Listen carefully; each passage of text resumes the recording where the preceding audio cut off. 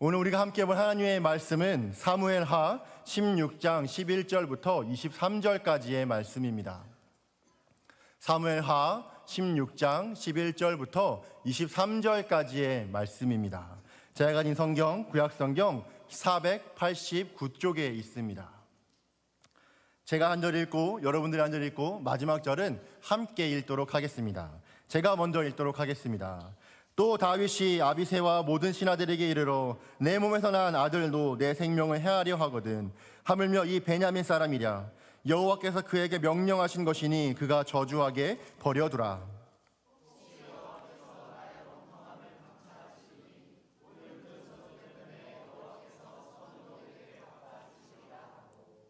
다윗과 그의 초종자들이 길을 갈 때에 시므이는 산비탈로 따라가면서 저주하고 그를 향하여 돌을 던지며 먼지를 날리더라.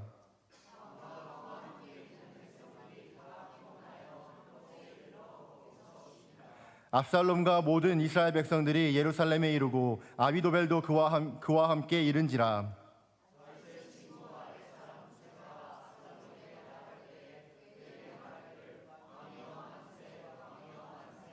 압살롬이 후세에게 이르되 이것이 내가 친구를 후대하는 것이냐 내가 어찌하여 내 친구와 함께 가지 아니하였느냐 하니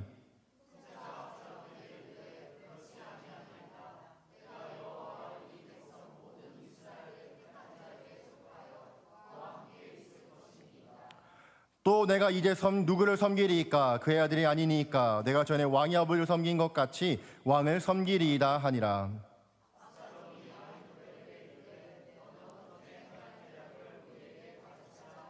아히도백이 압살롬에게 이르되 왕의 아버지가 남겨두어 왕궁을 지키게 한 후궁들과 더불어 동침하소서. 그리하여 왕께서 왕의 아버지가 미워한 바 됨을 온 이스라엘이 들으리니 왕과 함께 있는 모든 사람의 힘이 더욱 강하여지리이다 하니라.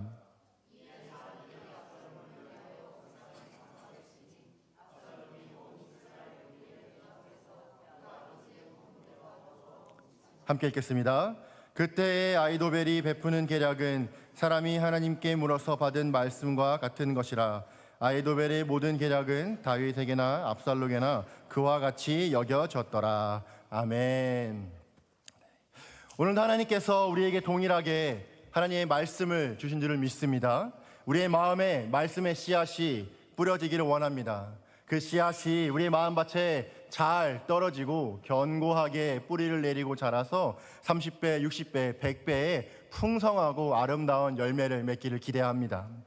오늘 본문에서 다윗이 떠난 예루살렘에 압살롬이 무혈 입성하는 모습이 나옵니다.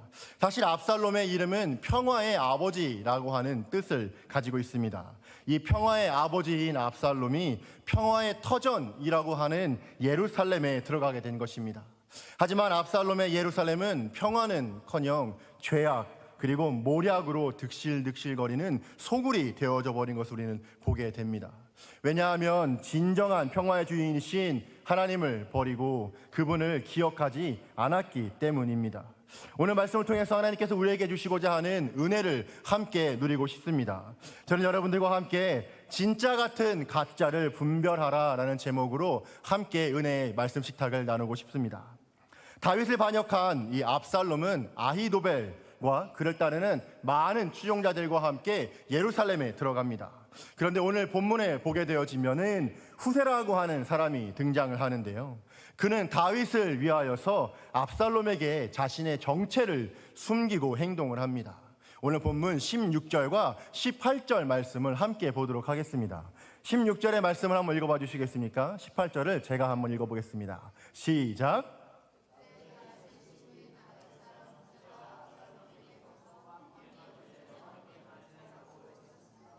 후세가 압살롬에게 말했습니다. 아닙니다. 여호와께서 택하시고 이 백성들과 모든 이스라엘 사람들이 택한 분의 편에 서서 그분과 함께 있을 것입니다. 아멘. 아들의 칼을 피해서 도망가고 있는 이 비참한 모습의 다윗과는 대조적으로 성경은 압살롬과 모든 이스라엘 백성들이 예루살렘에 이르렀다라고 이야기를 합니다. 그래서 이스라엘 대부분의 사람들이 민심이 이제는 압살롬에게 향하고 있다라는 것을 성경은 아주 냉정하게 이야기를 보여주고 있지요. 이스라엘의 마음을 등에 업고 입성한 압살롬의 모습은 그야말로 개선 장군처럼 아주 기세가 등등하고 위풍당당했을 것입니다. 그리고 이에 비례하게 다윗이 다시 왕권을 되찾는 것은 더 어려운 상황인 것처럼 보여지고 있습니다. 이런 급박한 시간과 급박한 찰나에 아렉 사람 후세가 등장을 합니다. 여러분 혹시 이 사람이 누구인지 기억을 하시고 있습니까? 사무엘하 15장 33절과 34절에 보면은 다윗이 전략적으로 압살롬에게 보낸 다윗의 절친한 친구가 아렉 사람 후세입니다. 후세는 다윗의 친구로서 이 압살롬의 진영에서 다윗에게 압살롬에 대한 정보라든지 그런 것들을 알려주기 위해 잠입한 일종의 스파이라고도 볼 수 있을 것입니다. 그래서 그는 오늘 본문에 보게 되어지면은 후세는 압살롬에게 그의 편인 것처럼 위장을 하면서 행동하고 있는 것을 우리는 오늘 볼 수 있게 됩니다. 처음에 압살롬은 그런 후세를 조롱하면서 의심하기도 하였지만 이내 후세는 압살롬에게 여호와께서 택하시고 모든 백성들이 당신을 택했다라고 말을 합니다. 뿐만 아니라 특별히 후세는 왕이여 만세, 왕이여 만세라는 말을 외치면서 압살롬을 열렬히 환영을 하고 있는데요. 이 만세라고 하는 원어의 뜻은 살다 또는 구원하다라는 뜻입니다. 그래서 지금 후세는 압살롬에게 하나님이 왕이신 당신을 구원하시기를 원합니다. 하나님이 왕이신 당신을 구원하시기 원합니다. 또는 왕이여 만수무강하옵소서, 왕이여 만수무강하옵소서라는 말을 하고 있는 것입니다. 이 이중적인 뜻을 가지고 있는 것이지요. 하지만 이것은 어디까지나 이 압살롬의 마음을 사기 위한 그리고 그의 정체를 숨기기 위해 한 아첨에 불과했던 것이죠. 실제로 그는 이름에 압살롬의 이름을 넣지 않고 막연하게 왕이여라고 지칭하면서 그 하나님이 구원하실 자 그리고 만수무강을 할 사람이 다윗인지 아니면 압살롬인지 아주 막연한 태도로 압살롬에게 다가가는 것을 보게 됩니다. 이 말을 들은 압살롬은 굉장히 우쭐해졌던 것 같아요. 다윗의 측근이었던 사람이 자신을 이렇게 높여주고 있었고 가뜩이나 자신이 높아지고 있었고 왕이 되고 싶어하는 마음이 아주 많이 가지고 있었던 압살롬은 그래 바로 이거야 하면서 아주 기쁜 마음을 갖게 되었을 것입니다. 그래서 압살롬은 자신을 찬양하고 자신을 높이고 있는 이 후세의 정체가 누구인지 제대로 파악을 하지 못하고 말았던 것이죠. 바로 압살롬이 후세의 아첨에 마음에 들어서 신중함을 잃고 그에게 빠져버렸고 결국엔 후세를 그의 최측근으로 두면서 그에게 조언을 구하기도 하는 모습을 보게 됩니다. 여러분 혹시 트로이 목마라고 하는 악성 코드를 알고 계십니까? 그것은 컴퓨터를 망치는 바이러스 중에 하나인데요. 겉보기에는 정상적이고 아주 보통의 파일이나 유용한 프로그램인 것처럼 보여집니다. 그래서 아무 거리낌 없이 설치를 하게 만들죠. 하지만 설치를 하는 그 순간부터 내 컴퓨터에 치명적인 악성 코드가 풀어지게 되는 일종의 바이러스입니다.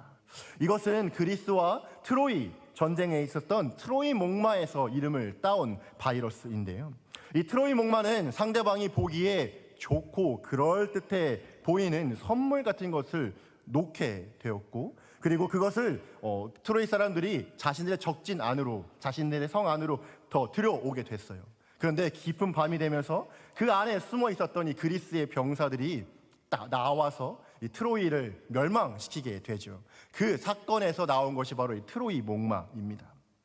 그런데요, 문제는 우리에게도 이러한 트로이 목마와도 같은 말들이 때때로 찾아오게 되고 그러한 상황들이 우리도 마주하게 된다라는 것입니다. 그래서 우리는 그것들을 분별할 수 있는 지혜와 지식을 가지고 있어야만 하는 것이죠. 오늘 본문의 후세의 말이 그랬습니다. 트로이의 목마처럼 후세가 자신을 공략하기 위한 첩보원인지를 모르고 겉으로 보기에 자신을 높여주는 말을 하니까 자신의 세력으로 받아들이게 됩니다. 결국 그렇게 자신의 반역에 대한 성공 그리고 이 자만심에 빠져버리게 된 압살롬은 자신의 이 최측근으로 온 후세의 계략에 빠지게 돼서 나중에는 자신의 내부에서부터 멸망의 길을 걷게 될 거라고는 전혀 생각을 하지 못하게 되었던 것이죠. 저는 오늘 이 본문의 말씀을 읽고 묵상하게 되면서 하나님께서 주시는 믿음의 원리를 하나 발견을 하게 되었습니다. 그것은 하나님께로부터 나오지 않은 사탕발림 또는 거짓 칭찬은 우리의 눈과 귀를 멀게 한다라는 것입니다. 사랑하는 우리 성도님들, 혹시 우리 성도님들은 주위 지체들 또는 이웃들로부터 어떠한 말들을 듣고 싶어 하십니까? 듣기에 좋은 말, 여러분들이 잘했다라고 칭찬해주는 말만을 듣고 싶어 하지는 않습니까? 하지만 우리는 우리를 높여주고 우리를 찬양하는 것만 같은 달콤한 말에 아무런 필터가 없이 단지 넘어가서는 안 됩니다.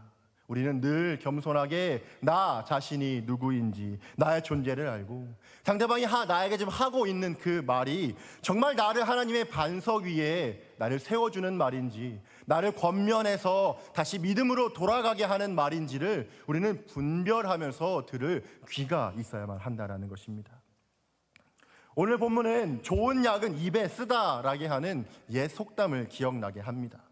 비록 말씀해 주시는 하나님의 권면의 메시지가 내 삶에 쓰고 내 입에 거친다 할지라도 그리스도인은 그 말씀을 듣고 순종해야 할 것을 요청하고 있습니다. 항상 입에 달콤한 말, 듣기 좋은 말만 우리는 듣고 싶어 해서는 안 됩니다. 하나님의 바른 말, 비록 그것이 내 입에 쓴 소리라 할지라도 겸손히 하나님의 말씀으로 하나님의 음성으로 듣고 내 삶을 주님의 그 말씀에 세워나가며 맞추어 나갈 수 있어야만 한다는 것이죠. 그것이 우리가 살아가야 할 그리스도인들의 힘, 바로 원동력이라고 저는 생각합니다. 그렇기에 고난도 우리에겐 유익할 수가 있게 되는 것이죠. 사도 바울은 이 진리를 아주 명확하게 밝혀주고 있습니다. 골로새서 1장 24절 말씀인데요, 여러분들이 한번 읽어봐 주시겠습니까? 시작.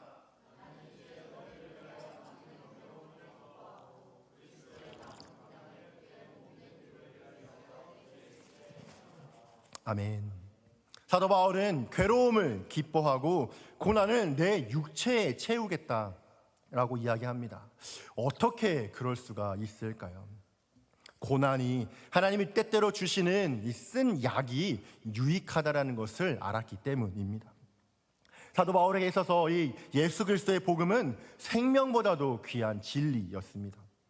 그는 예수님이 모든 인류의 구주이시며 진정한 왕이라는 진리를 그 말 그대로 확신하고 그것을 위해 목숨을 걸고 믿었습니다. 또한 예수께서 믿는 자들에게 성령으로 임하셔서 성도들을 온전케 하며 그들의 삶을 다시 한번 하나님에게로 이끌어 가신다는 것을 확신하는 삶을 살아갔습니다. 그래서 그는 자신이 고백을 하듯이 복음을 위하여서 이곳저곳을 떠돌아다니고 여행하면서 강의 위험, 강도의 위험, 동족과 이방 사람들로부터의 위험을 감수하며 목마름과 허기를 경험했고 옥에 갇히기도 하며 생명의 위협을 당하면서까지도 하나님께서 주신 복음의 사명을 위해 열심히 달려갔던 것을 기억합니다. 그 예수 그리스도의 복음이 사도 바울에게는 소망이었기에 이런 위험에도 불구하고 그가 가는 곳마다 열정적으로 복음을 전했고 교회를 세워나갔던 것을 보게 됩니다. 뿐만이 아닙니다. 바울은 죽음을 앞둔 그 마지막 순간에조차도 그에게 아들과도 같이 여겨지는 디모데에게 이렇게 편지를 합니다. 너는 그리스도 예수의 좋은 병사로 나와 함께 고난을 받으라 라고요. 어떻게 그럴 수 있을까요? 사람은 듣기 좋은 말, 칭찬의 말만을 듣고 싶어 합니다. 나를 비난하는 말, 내 입에 쓴 말, 나로 하여금 이것을 내가 아니다라고 하는 부정하는 말들을 우리는 듣고 싶어 하지 않죠. 우리는 고난을 별로 달가워하지 않습니다. 비록 그렇지만 그럴듯한 달콤한 말이라 할지라도 그것이 하나님께로부터 오지 않은 말이라면 모래 위에 쌓은 것과 같은 무너지기 쉬운 것이라는 것을 바울은 경험했기 때문에 그래서 그렇게 디모데에게 권면을 할 수 있었던 건 아닐까요? 디모데야, 하나님의 음성을 듣는 삶을 살아라. 비록 고난과 어려움이 있을지라도 사람들이 해주는 사탕발림, 달콤한 말에 귀를 기울이지 말아라. 예수 그리스도의 고난에 동참하고 그분의 고난을 너의 삶에 가득 채워라. 그분의 고난으로 그분의 말씀으로 너의 삶을 채워나가는 삶을 살아라 라고 사도 바울은 그의 아들과도 같은 디모데에게 권면을 하고 있는 것입니다. 사랑하는 우리 성도님들, 매일마다 하나님께서 우리에게 주시는 메시지를 듣기 위해서 우리는 하나님의 말씀에 가까이 가야 합니다. 말씀을 읽고 말씀을 묵상하며 말씀을 공부하고 우리가 열정과 시간을 하나님의 말씀에 낼 수 있어야만 합니다. 주야로 하나님의 말씀을 가까이 하고 내 발에 등불로 삼을 수 있어야만 하는 것이죠. 근주자적 근묵자흑이라고 하는 말이 있습니다. 우리가 무엇인가를 가까이 하면은 그것과 비슷해진다라고 하는 말 뜻입니다. 우리가 하나님의 말씀에 귀를 기울이고 그분과 가까이 하게 된다면 하나님께서 우리에게 해주신 내가 거룩하니 너희도 거룩하여라 라고 하는 말씀처럼 우리도 하나님의 말씀으로 말미암아서 아름답고 거룩한 삶을, 성화의 삶을 살아갈 수 있게 될 것입니다. 우리는 때때로 우리가 들려오는 칭찬의 말, 사탕발림의 말을 듣는 것을 주의할 수 있어야 합니다. 오늘 본문에 나타나는 압살롬과 아비도벨의 모습을 보면서 우리는 세상을 향한 이 삐뚤어진 욕망과 부당한 권력 앞에서 인간의 모습이 얼마나 추악해지고 무서워질 수 있는지 절감하게 됩니다. 우리도 마찬가지입니다. 나는 그렇지 않을 거야, 나는 이 사람과는 달라 라고 하는 교만한 마음을 우리는 벗을 수 있어야만 합니다. 우리도 죄성으로 인하여서 죄로 달려가는 존재입니다. 그렇기에 잠언 1장 16절에서는 우리에게 이렇게 이야기를 해주기도 합니다. 대저 그 발은 악으로 달려가며 피를 흘리는데 빠름이니라. 아멘. 사도 바울은 마찬가지로 로마서 3장 1절에서도 동일하게 이야기를 하곤 합니다. 그러나 그것이 우리에게 끝이 아닌 줄을 믿습니다. 성경에서 이야기하고 있는 분명한 사실, 진리는 아름다운 말씀, 복음, 기쁜 소식이 우리에게 있다라는 것입니다. 바로 예수 그리스도의 보혈입니다. 그분의 피 흘리심으로 말미암아서 우리의 모든 죄들이 용서받게 되었습니다. 이 예수님을 인격적으로 만난 사람들은 이제는 죄의 노예로서의 삶이 아니라 나의 욕망을 실현시키기 위한 사탕발림들, 거짓 진리, 비진리에 속아 넘어가는 사람들이 아니라 이제는 성령으로 말미암아서 새로운 삶을 살아가게 되며 우리 안에 살아계시고 있는 성령으로 말미암아 그분의 음성을 들으며 세미한 음성을 통해서 우리의 삶을 경영해 나가게 된다라는 것입니다. 사랑하는 여러분, 우리들이 성령의 사람으로 살아가는 데 있어서 방해하는 것들은 무엇입니까? 그리고 그 문제 앞에서 우리의 욕심 때문에 좌절하거나 우리가 때때로 낙심하지는 않습니까? 혹시 우리를 둘러싼 그 문제들이 우리의 죄의 편에 서서 유혹을 하고 있다면 우리는 오늘 이 말씀을 더욱더 기억할 수 있어야만 합니다. 우리의 생각과 말씀에 귀를 기울이는 것이 아니라 하나님의 말씀, 하나님께 성령이 우리에게 주시는 그 음성에 우리는 귀 기울이는 태도를 가지며 살아갈 수 있어야 하며 그 지혜와 그 믿음으로 우리는 살아갈 수 있어야만 합니다. 그러면 하나님께서는 우리들에게 하나님의 편에 서서 달려갈 수 있는 평안에 예비한 신발을 우리들에게 예비해 줄 것이며 성령의 능력으로 우리에게 덧입혀 줄 것을 믿습니다. 그래서 우리의 성도님들을 통하여서 성령의 선한 영향력과 능력이 여러분들의 직장 그리고 교회, 삶과 가정의 모든 영역에서 선한 영향력, 복음의 능력, 생명력을 전할 수 있게 될 것입니다. 사랑하는 여러분, 세상의 말이 아닙니다. 세상에서 우리에게 해주는 듣기 좋은 말이 아닙니다. 나를 삐뚤어지게 세우는 비진리에 우리는 주목해서는 안 됩니다. 다림줄과도 같은 진리의 말씀, 하나님의 말씀, 권면의 말씀을 통해서 우리는 귀 기울이는 우리 사랑하는 미러키 침례교회의 모든 성도님들 되시기를 진심으로 소망합니다.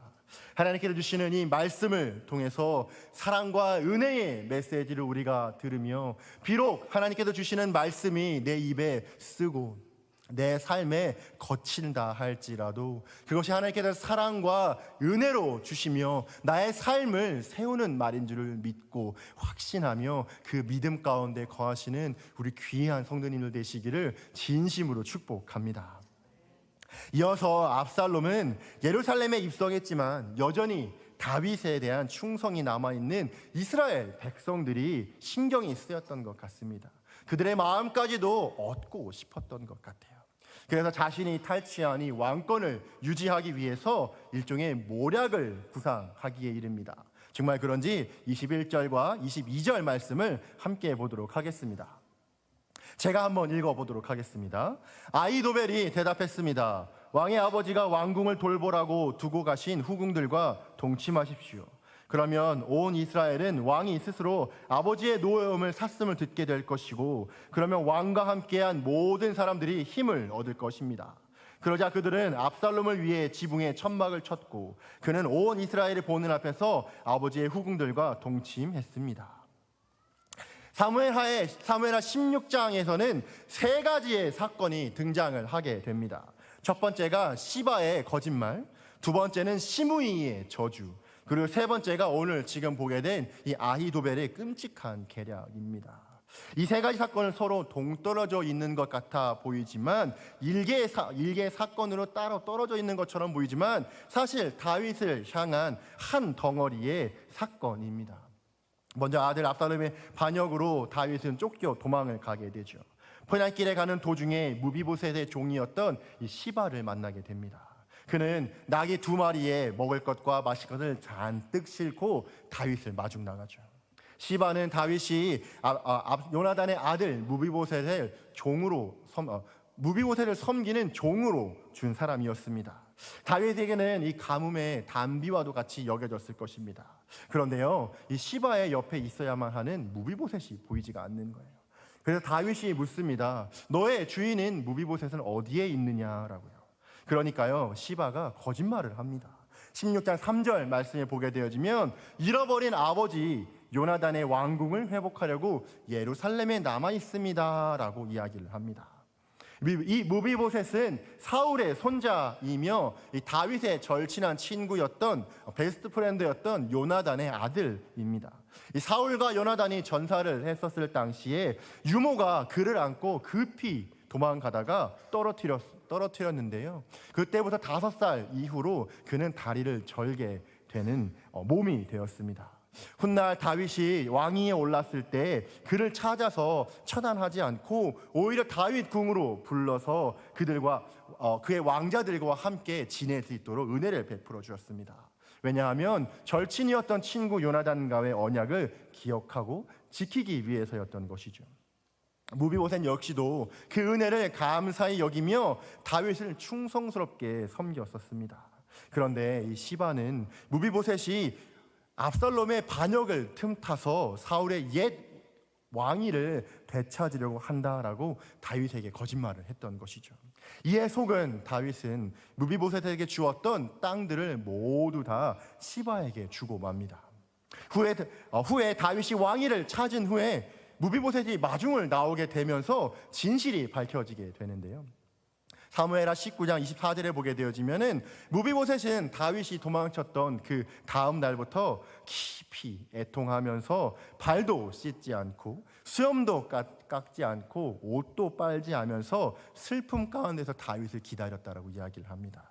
이 시바의 거짓말에 다윗이 속아 넘어간 것이지요.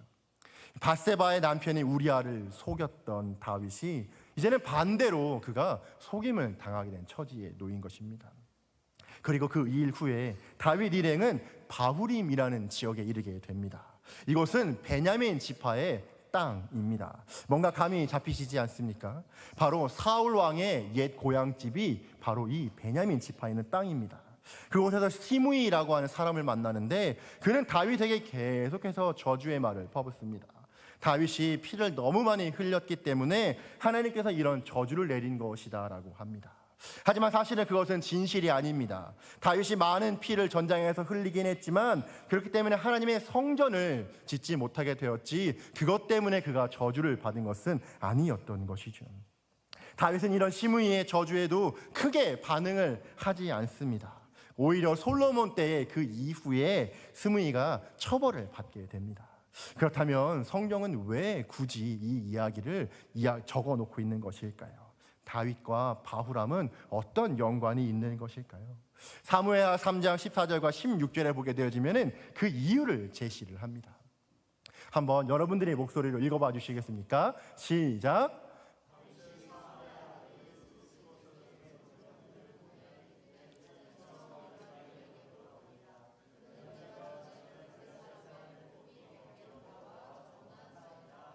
이스보셋이 사람을 보내 그의 남편 라이스의 아들 발디엘에게서 그를 빼앗아 오매 그의 남편이 그와 함께 오되 울며 바후림까지 따라왔더니 아브넬이 그에게 돌아가라 하매 돌아가니라. 아멘.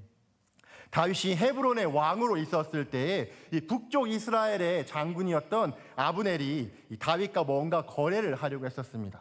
그때 다윗은 자신의 전 아내였었던 미갈을 데려오라고 요구를 했습니다.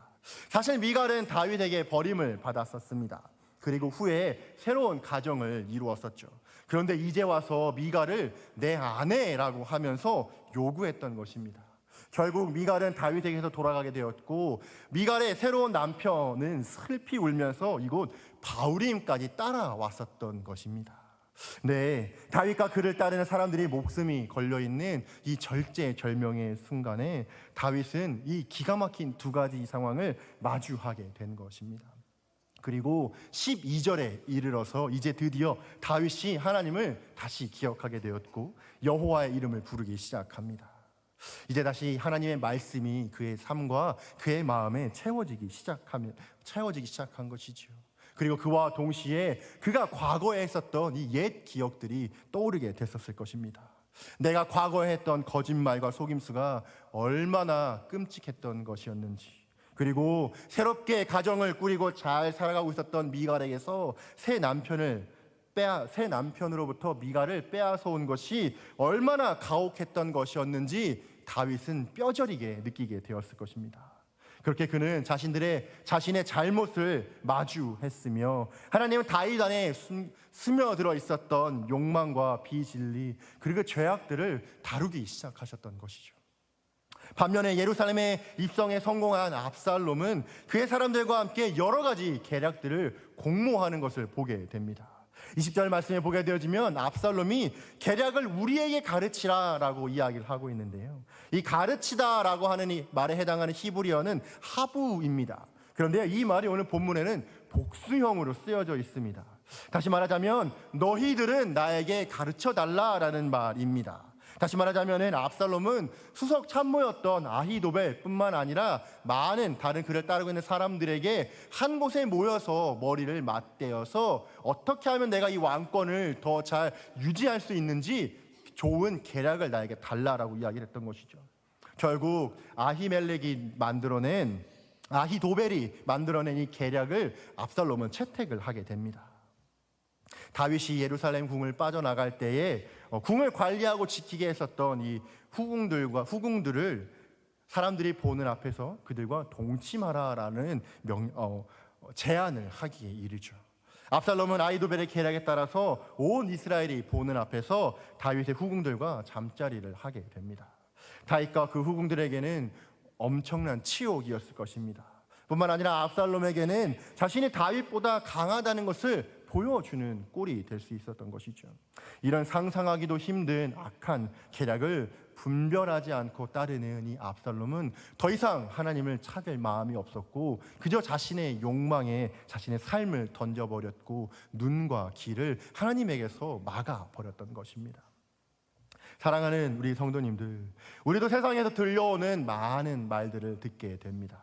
그럴 때 우리에게 필요한 것은 무엇일까요?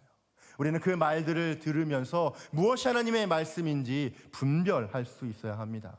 바로 내 귀에 걸음종이를 댈 수 있어야 합니다. 걸음종이는 액체 속에 있는 이 불순물이나 침전물들을 걸러내는 종이입니다. 그래서 오염된 물을 사용할 수 있게 하거나 심지어 마실 수 있는 물로 바꿔주기도 하죠. 이와 마찬가지로 우리는 우리의 귀에 늘 하나님의 걸음종이를 대고 필터링을 하며 들을 수 있어야 합니다. 말이 그냥 말이 아닙니다. 말에는 권세가 있고 힘이 있습니다. 그렇기에 우리가 하나님의 말씀, 성경적인 세계관 안에서 우리에게 들려오는 말들을 걸려 듣지 않고 필터링해서 듣지 않는다면 그것이 아무리 좋은 말, 달콤한 말이라 할지라도 우리의 신앙과 우리의 믿음에는 독이 되게 될 것입니다. 그렇게 우리는 잘 들을 수 있어야 하며 잘 분별할 수 있는 지혜가 있어야만 하는 것이죠. 우리가 미국이라는 나라에 살면서 겪게 되는 여러 가지의 일들이 있을 것입니다. 그 중에 큰 부분을 차지하는 것이 영어, 즉 언어에 대한 일이 아닐까 생각합니다. 영어를 잘 하셔서 또는 영어가 완벽하시다면 전혀 문제가 되지 않을 것이지만 이 전처럼 영어가 조금, 아주 조금 부족한 분들에게는 이런저런 해프닝들이 생기기 마련이죠.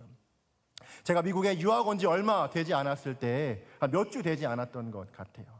필요한 물건이 있어서 이 대학원 수업을 같이 듣고 있는 이 백인 친구에게 그것을 어디서 구할 수 있는지 정말 큰 용기를 내서 물어본 적이 있습니다. 이참에 영어도 한번 써보고 이 친구가 될 수 있지 않을까 하는 마음에 그 백인 친구에게 한번 물어봤었습니다.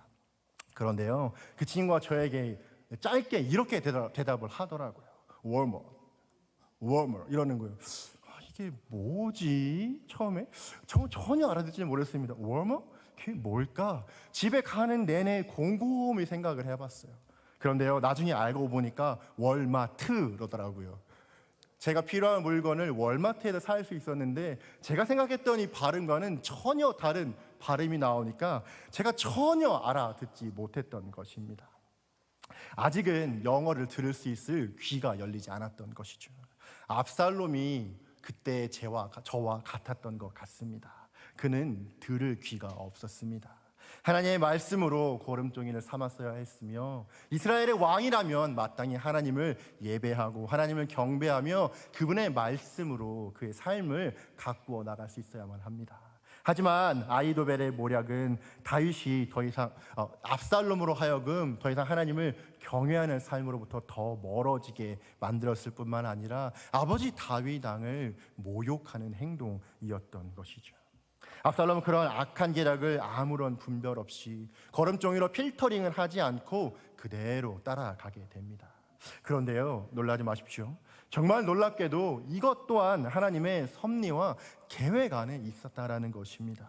사실 이 일은 나단 선지자가 했던 예언이 그대로 성취되는 사건이었습니다. 사무엘하 12장 11절과 12절은 우리에게 이렇게 이야기를 합니다. 한번 11절을 읽어봐 주시겠습니까? 시작.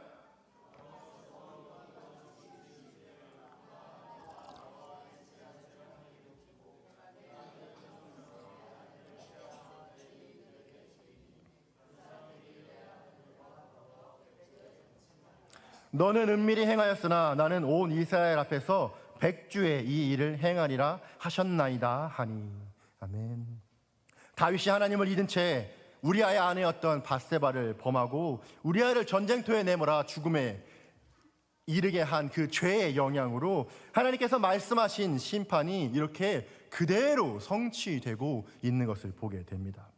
그렇기에 오늘 본문 말씀에서 23절에서 말하고 있는 것처럼 이 아히도벨의 계략이 하나님의 계획인 것처럼 사람들에게 여겨지게 되었던 것입니다. 사랑하는 성도님들, 어떤 결정을 내릴 때 혹은 어떤 일을 시작하려고 할 때 저와 여러분들은 누구에게서 조언을 구할 수가 있을까요? 그 조언이 선한 것인지 악한 것인지 우리는 어떻게 구별할 수 있을까요? 오해는 하지 않으셨으면 좋겠습니다. 조언을 해주는 모든 사람의 말들이 악하다 또는 들을 필요가 없다, 그런 의미가 아닙니다. 우리는 멘토가 필요합니다. 저도 멘토가 있습니다. 그들의 조언은 가치가 있습니다. 우리는 모든 것을 혼자 할 수 없기 때문입니다. 하지만 하나님의 자녀인 우리들은, 하나님의 백성인 성도는 무턱대고 그 조언들을 그대로 듣고 따라해서는 안 됩니다. 아히도벨과 같이 악한 생각과 계획들이 때때로 우리의 마음을 흡족하게 만들어서 우리로 하여금 악한 길로 걸어갈 수 있게 하기 때문이죠. 그렇게 우리는 먼저 무엇보다도 하나님의 말씀에 우선순위를 두며 그것이 정말 주님의 말씀인지 말씀해 달라고, 그것이 정말 하나님의 성품인지 우리는 분별을 할 수 있어야만 하는 것입니다. 성경적인 가치관 안에서 우리의 삶을 세워나가야만 하는 것이죠.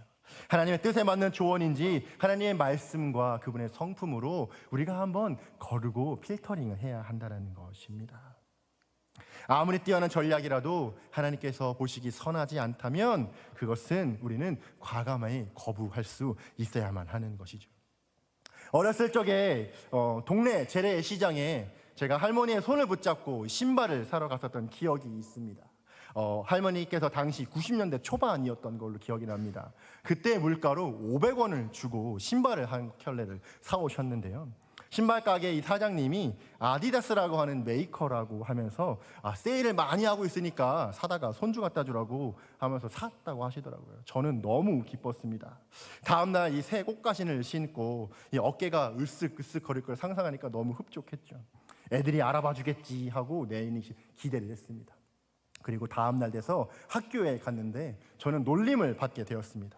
사실 그 신발은 아디다스가 아니라 아다다스라고 하는 이 글자 하나만 바꿔놓은 가짜 메이커 브랜드였던 것입니다.